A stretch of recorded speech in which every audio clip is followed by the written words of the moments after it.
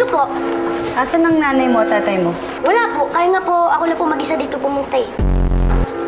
Ba't mo binagsak? Nakita ko yung card ni John P. Pasado naman siya. Mas matalino pa ako dun, ma'am eh.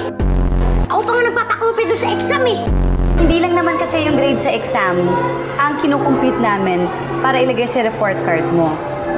Di, ma'am. Huwag ka na magpaliwanag. Alam ko na kung bakit mo ako hindi pinasa. Siguro dahil dun sa hindi ako bumili ng Esa de Bola nung nakaraang Pasko, no? Kasi wala nga kami pera, ma'am. Kulit na naman eh. Daya niyo pa. Ikaw, hindi ka ba magsasorry? Hindi. Dapat mag-sorry ka rin. Eh, ma'am, siya naman talaga may pasimuno nito eh. Mamaya mag-sorry ako dyan. Isipin niya, ako pa yung may mali. Alam niyo, ma'am, kahit bata lang ako, maprinsipyo ako, no? At ikaw, JR, sa usunod, sirain mo ulit ang supot ko. Susuntukin ulit kita sa mukha. Bakit hindi ka ba nagpapasok? Ba't pa ako papasok kung binagsak niyo na rin ako?